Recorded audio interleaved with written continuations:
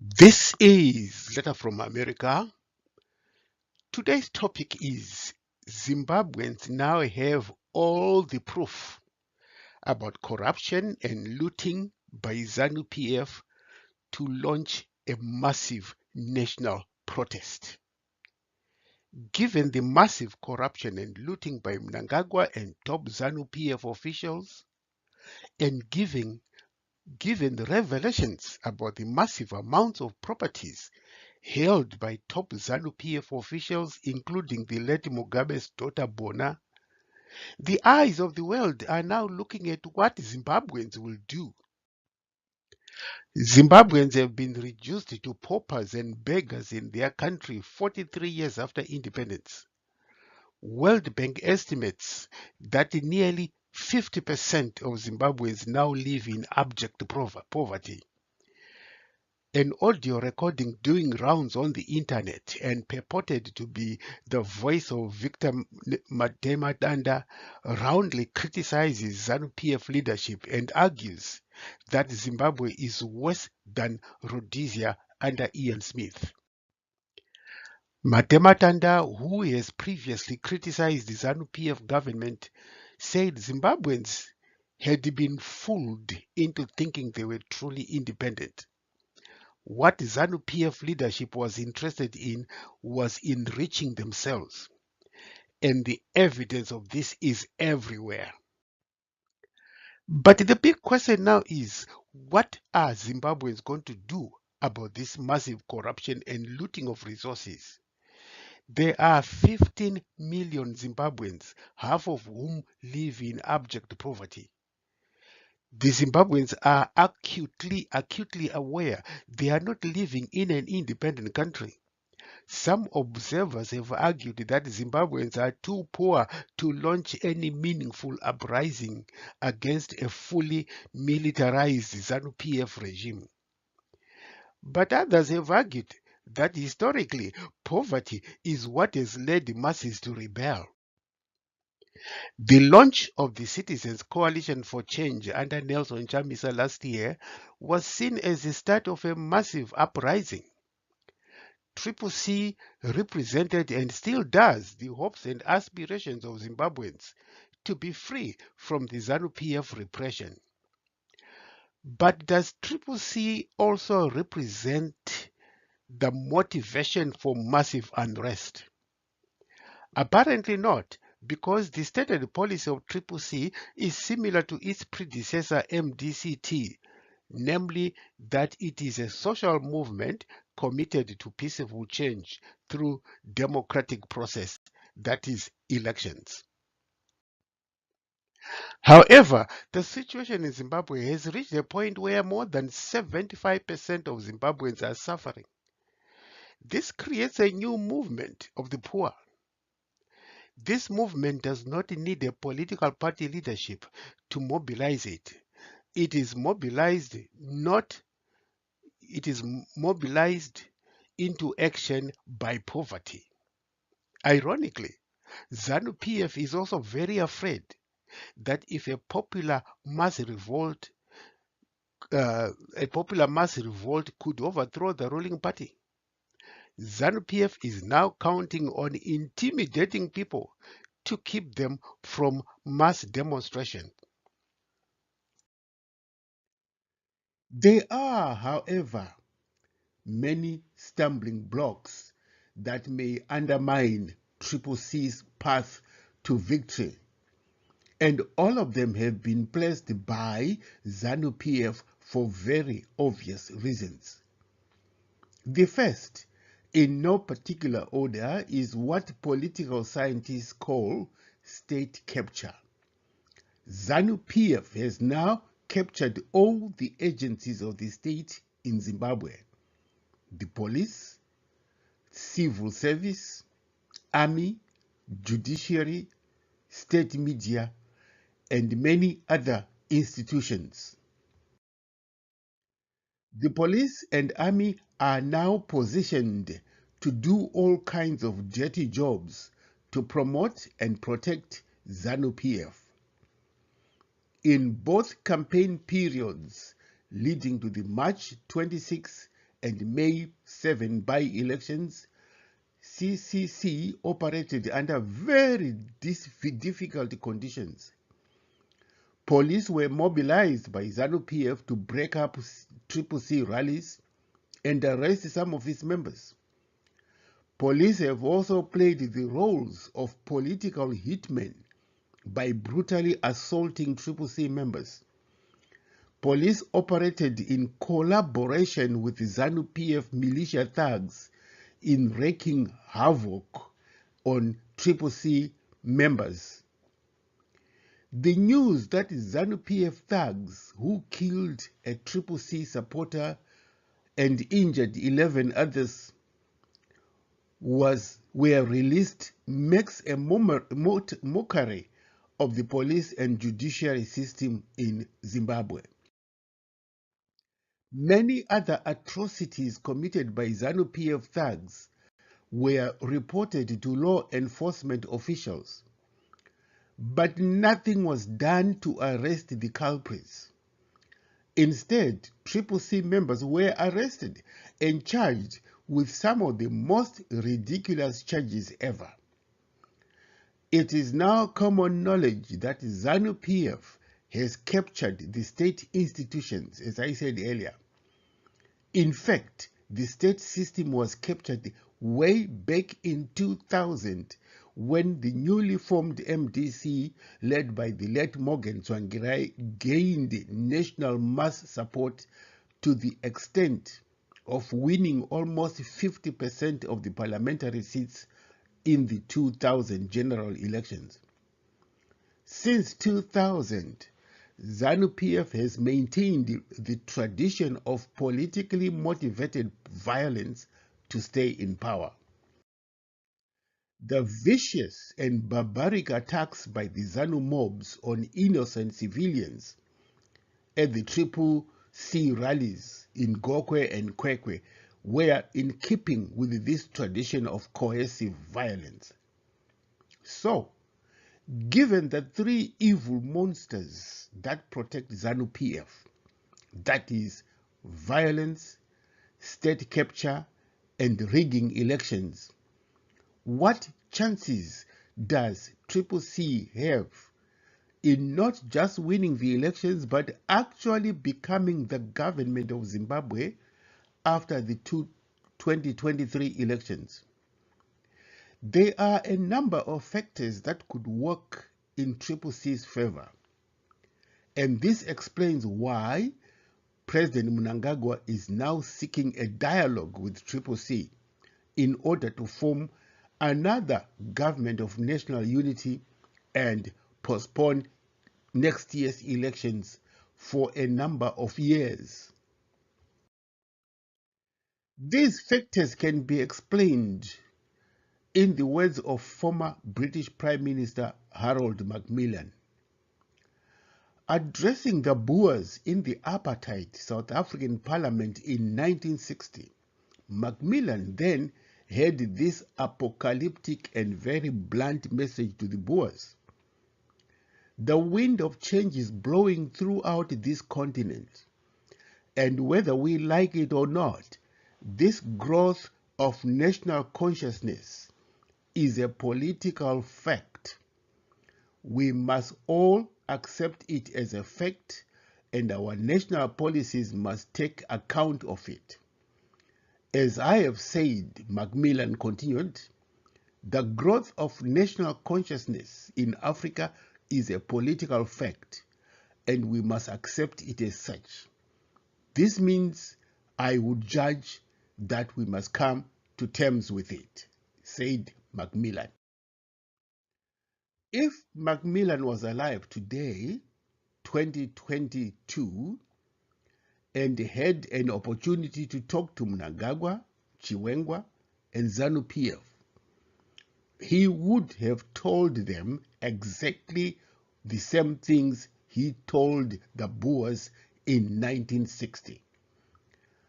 Macmillan would have told ZANU PF that CCC is today's wind of change sweeping across Zimbabwe. To be blunt, For ZANU PF, Triple C is the apocalyptic wind of change Macmillan told the apartheid South African Boers in 1960. ZANU PF has misruled Zimbabwe for 42 years now. Just like the apartheid Boers, ZANU PF believes it has a God-given right to rule Zimbabwe indefinitely. Mugabe used to boast that he was anointed by God to rule Zimbabwe forever. He even boasted that after his death, he would still rule Zimbabwe from his grave. The apartheid South African Boers in 1960 laughed and did not take Macmillan's wind of change speech seriously. They did not believe Africans would ever rule the country, and they saw themselves as the rightful owners of South Africa. But lo and behold, black rule came to South Africa 34 years later.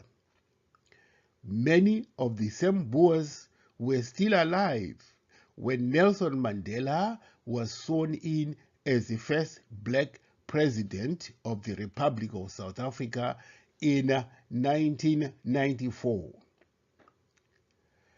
In 1976, Ian Smith, the Prime Minister of Rhodesia, white-ruled Rhodesia, boasted that there would never be black rule in Rhodesia, not in 1,000 years.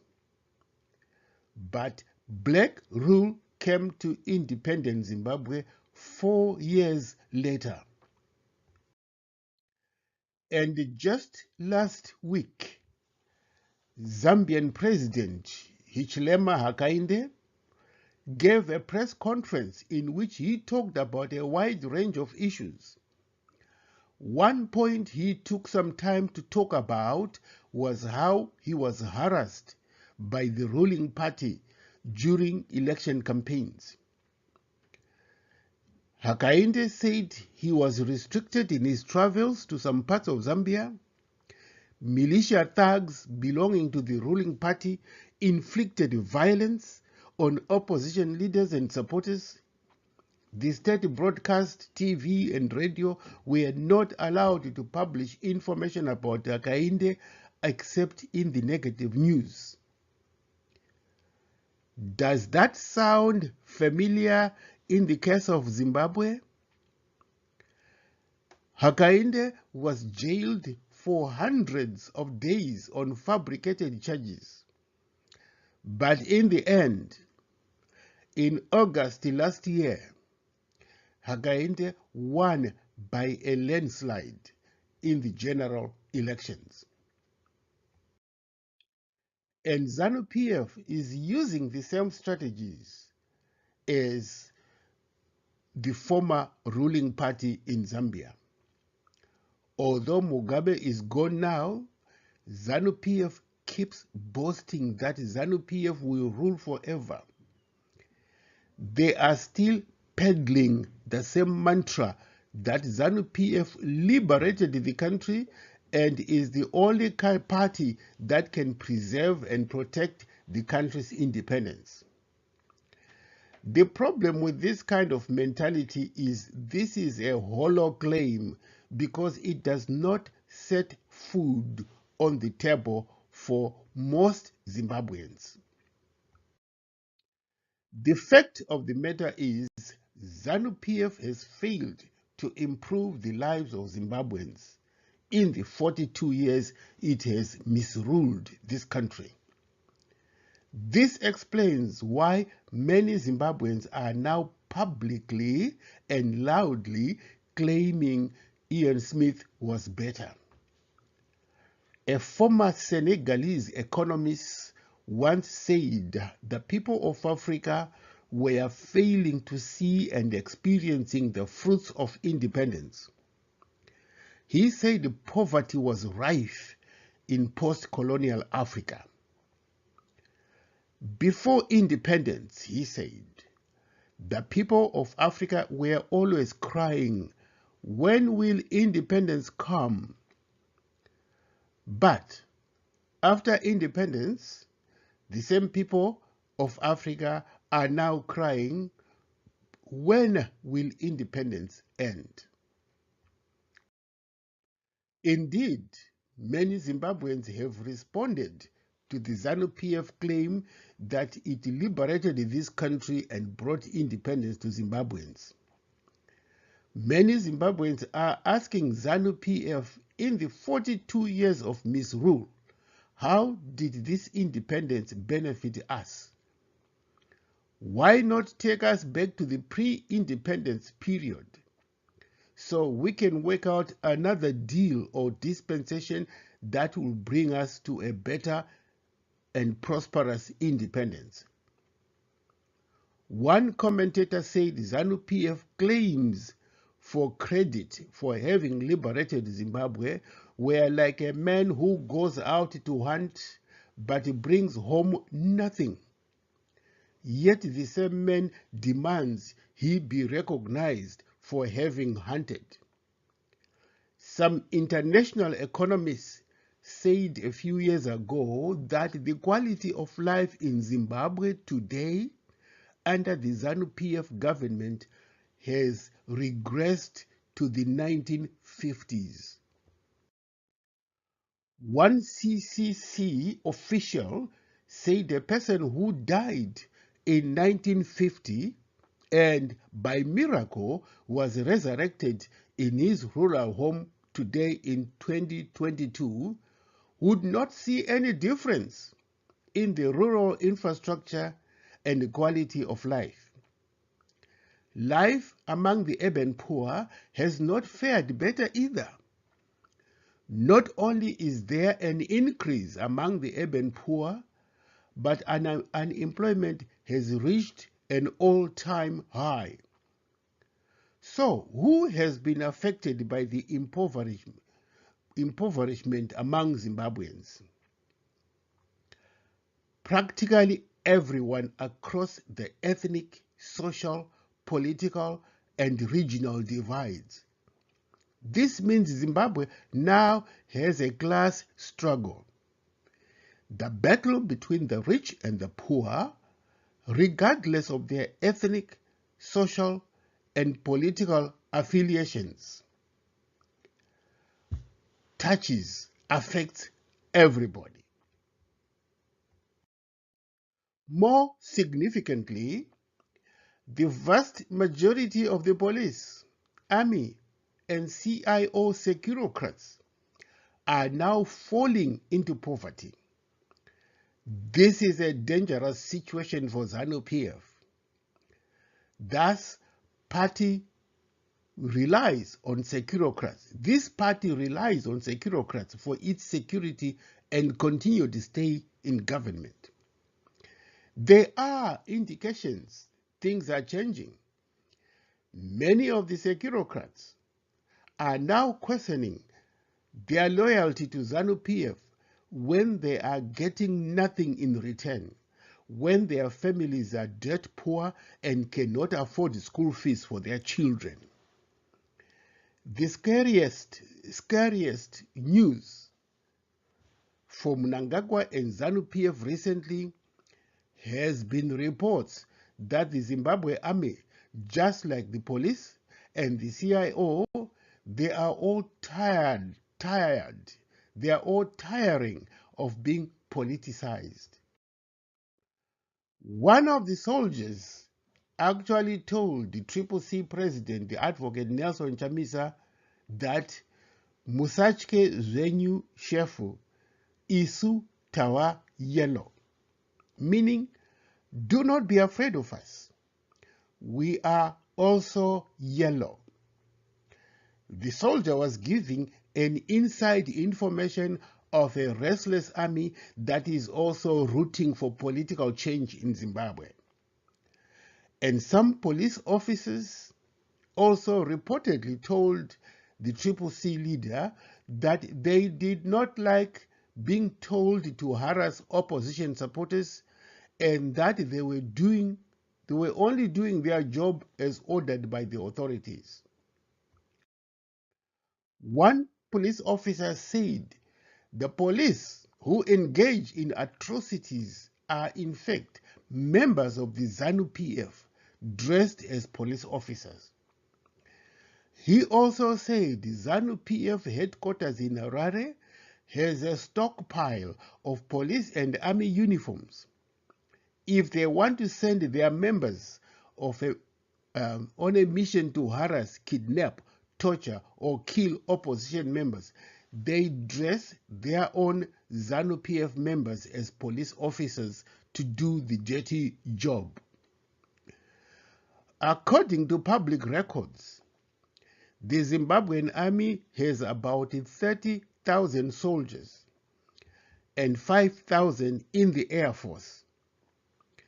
Zimbabwean soldiers in peacekeeping forces under the United Nations have reportedly performed very professionally. But inside Zimbabwe, the army and police and CIO have a bad reputation of harassing, torturing, abducting, and even killing innocent civilians. Other military analysts say the bulk of the Zimbabwean army are ordinary soldiers who do not enjoy the privileges of their senior officers. Ordinary members of the police, the army, and even the CIO live an ordinary life of poverty. They are paid in Zimbabwean dollars and are not able to sustain their families. They see their superiors living in luxurious houses and driving luxurious and expensive cars. But senior army and police officers have unlimited access to US dollars, medical treatment, and education abroad for their children and their relatives. It comes as no surprise that some soldiers shared the news that the army is now yellow. This scares ZANU PF because this party relies on the army and police to support its policy of violence against the opposition citizens. ZANU PF uses the police and army to control, limit, or even disperse CCC rallies. The late Robert Mugabe was once heard saying, "Where would ZANU be without the support of the army?" ZANU PF began to die off as a political force in Zimbabwe in 2000, just a year after the birth of a new, very robust and vibrant movement for democratic change led by the late Morgan Tsvangirai. In the 2000 parliamentary elections, MDC, just 1 year old, managed to win 57 of the 127 elected seats, or 47% of the popular vote. ZANU PF won 63 seats, or 48% of the popular vote. During the same year, ZANU PF unleashed politically motivated violence against MDC supporters. But this did not change the fact that the decline of ZANU PF had begun. In the local government elections, the MDC won all the urban council elections. This led to some people calling ZANU PF a rural party and not a ruling party.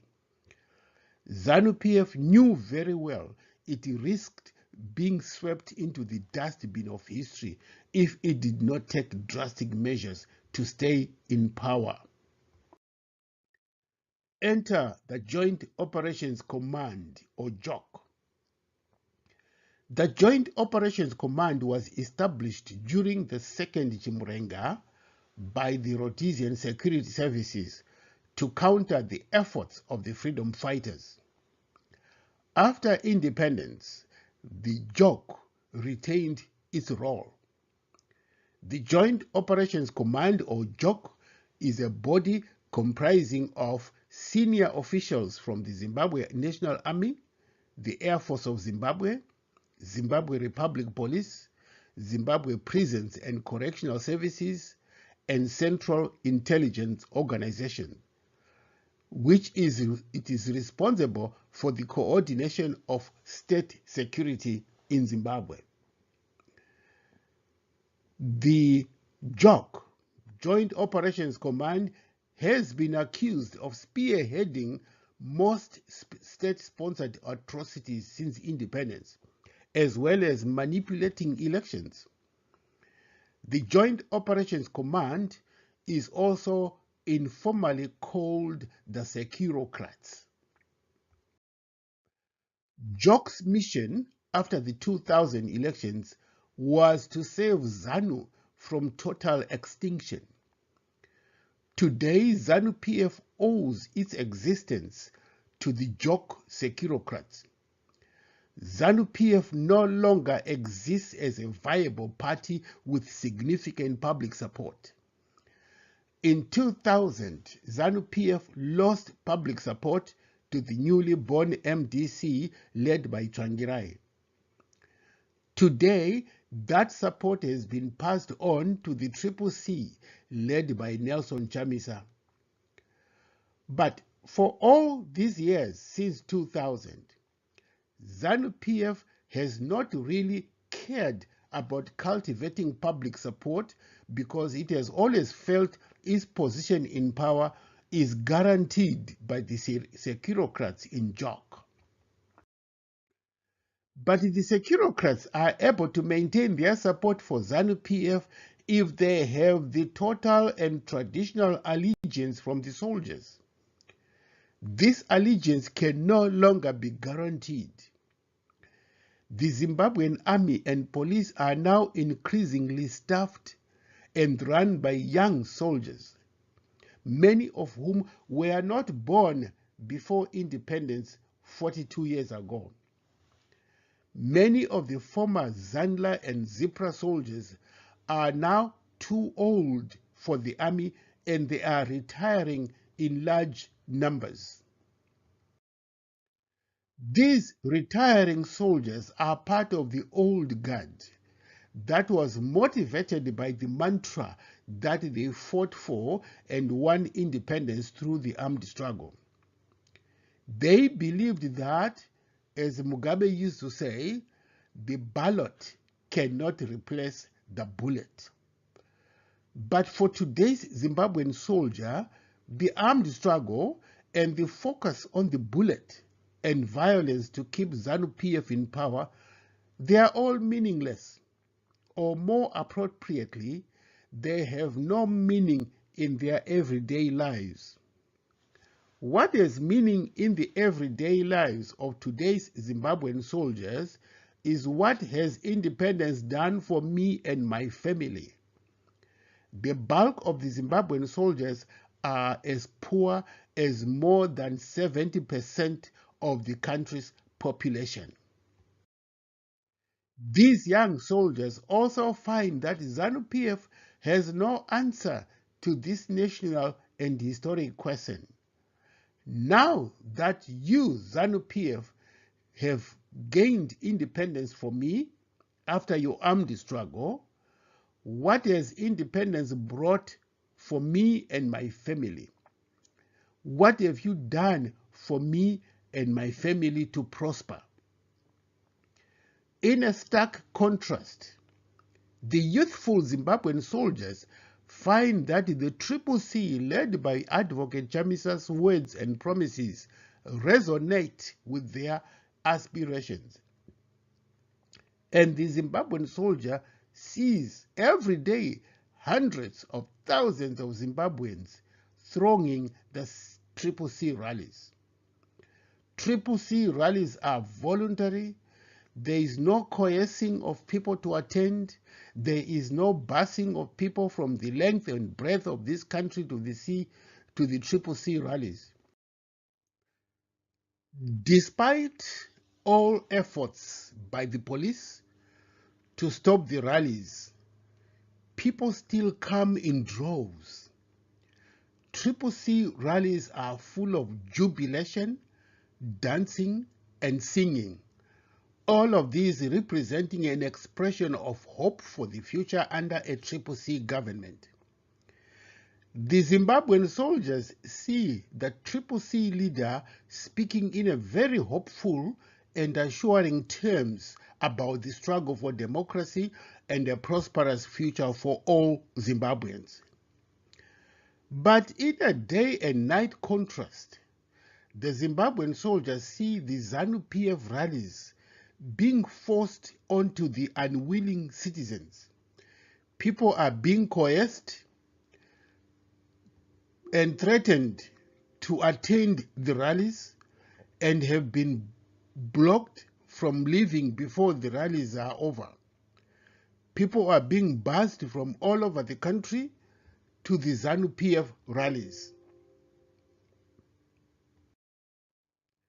The Zimbabwean soldier also notices that ZANU PF speakers do not tell Zimbabweans what they have done to benefit them since independence 42 years ago. ZANU PF speakers use threatening language to scare everybody. And Zimbabwean soldiers reach the logical conclusion that their future does not lie with ZANU PF, but with the CCC. It is within this context that one of the soldiers told CCC President Advocate Nelson Chamisa that Musatye zvenyu shefu, isu tawa yellow. Do not be afraid of us, Chief. We are also yellow. What scares ZANU PF is that the loss of the army and police support will spell a sudden death for the party. Without the support from the Securocrats, ZANU PF is dead. And this leaves ZANU PF shaking uncontrollably. The stakes are very high for Mnangagwa and ZANU PF. To be assured of continued support from the army, ZANU PF is frantically trying to give money and other resources to the army chiefs and Securocrats. Investigation by an online publication, Sentry, on corruption in Zimbabwe show that billions of dollars in taxpayers' money have been illegally used to finance corrupt activities. One of the programs for channeling public funds for corrupt uses was the Command Agriculture, which fell under the supervision of Mnangagwa himself.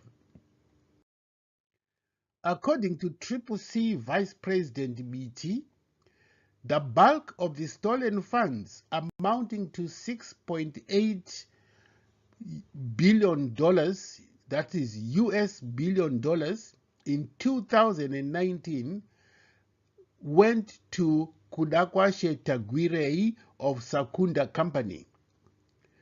However, some observers note that not enough money and resources have been passed on to the majority of the soldiers.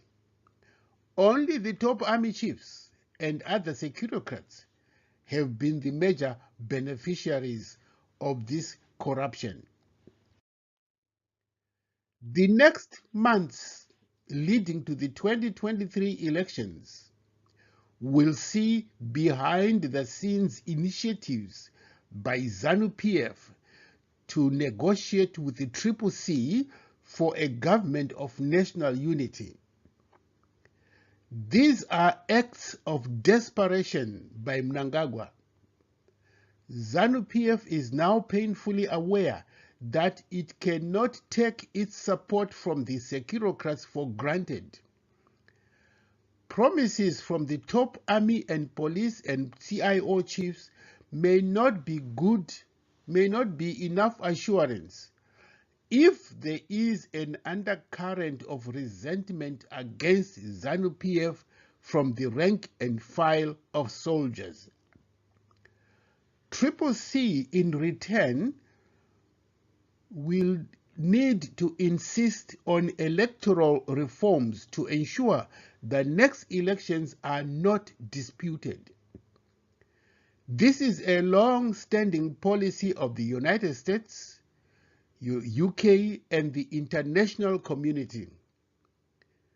The problem is ZANU PF will fight hard to avoid free and fair elections because it will put them at a disadvantage, given the party has lost tremendously in the past two by-elections. In the event CCC is pressured into a government of national unity, this must be on conditions that give CCC effective executive power in that government. In the past, ZANU PF has taken advantage of unity with other parties to consolidate its own power. In 1987 unity, ZANU PF completely swallowed the hook, line, and sinker Joshua Nkomo's ZAPU. In the 2008 Government of National Unity, ZANU PF again swallowed completely the MDC led by Morgan Tsvangirai. CCC must resist being swallowed by ZANU PF at all costs. Whether it agrees to a government of national unity or not, CCC must insist on electoral reforms that level the playing field for the 2023 elections. This concludes today's broadcast of Letter from America, a weekly in-depth analysis of the situation in Zimbabwe. Thank you for listening.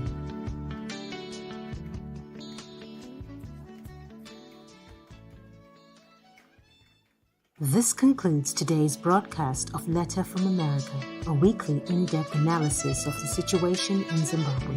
Thank you for listening.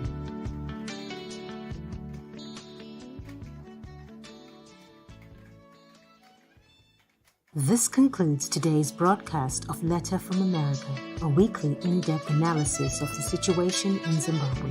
Thank you for listening.